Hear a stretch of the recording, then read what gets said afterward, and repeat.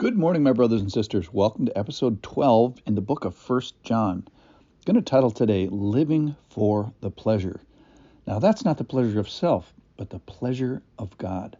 And if we follow the breadcrumbs of behavior from a Christian, we should find there a trail of tenderness that's rooted in Christ and resembles Christ, and today that pleases Christ. So living in such a way that pleases God. We're in a section where it's very practical. The soundbite is Christian is as Christian does. The interior life is proven by external action. And the love of God is practically manifested by the love of his people. So our love for God is practically manifested by our love for his people.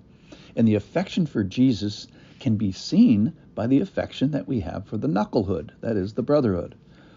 And true transformation leaves a trail of tenderness, that is, love for the brotherhood. We should be able to see it. So I'm going to continue with that thought from that was all from earlier in 1 John chapter 3. And now I'm going to start in verse 16, 1 John 3:16. And I'm going to say the verse and then just give a little explanation of it and work down to verse 22. Verse 16, by this we know love, that he laid down his life for us, and we ought to lay down our lives for our brothers. So our knowledge, here's my comment, our knowledge, Christian conversion is evidenced by knowledge, knowing that Jesus laid down his life for us, but that interior knowledge doesn't stop there. Then it's exampled by laying down our life for our brothers. So our knowledge is evidenced by what we do with that knowledge, which is supposed to be lay down your life for your brother. Verse 17, but if anyone has the world's goods and sees his brother in need, yet closes his heart against him, how does God's love abide in him? So the point is that robust relationship with God is displayed by what you do with your stuff. And your hidden heart is exposed, for better or for worse, by what you do with the world's goods, with the stuff that God has given you. So it's kind of like not as what's in your wallet, but what do you do with the stuff that's in your wallet? Verse 18, little children, let us not love in word or talk, but in deed and in truth. So again, making that big point, the reality of love isn't in word or talk or in theory, but is in the truth of our deeds. Verse 19, by this we shall know that we are of the truth and reassure our hearts before him. So the first person that needs to be made known about the reality of our Christianity is me. So the point here is that the capacity for self-deception and thinking that, hey, I'm okay and you're okay, the capacity for self-deception is infinite.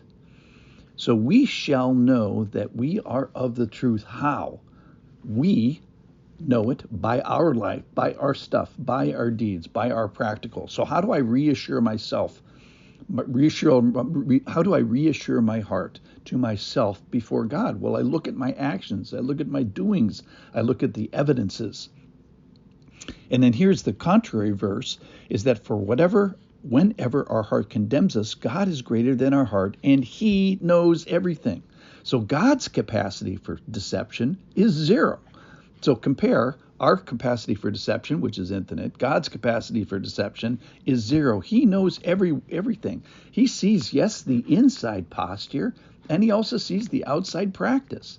And if this assessment leaves you short on action and devoid of deeds, and if your goods have made visible the invisibility of a true interior life, that is, like you're either not converted or you're not acting like it. And if your life betrays the lies that you've been telling yourself, then should we just like give up the hope here? No. The point of this is be convicted and embrace that conviction. In fact, run to the conviction, because there's something much, much, much worse than the Lord's conviction, and that is his indifference. The Romans 1 talks about it where God gets to the point of God gave them up. And this passage specifically sounds like something God is not doing. He's not giving up on you. In fact, if I could, say what I hear God doing is God is leaning in. This is a wake-up call. And I think God is saying, hey, you say you have this a God within, and does your life outside, does that demonstrate it?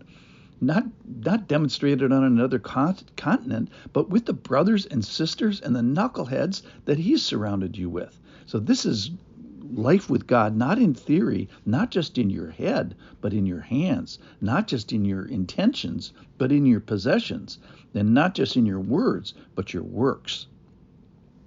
Verse 21.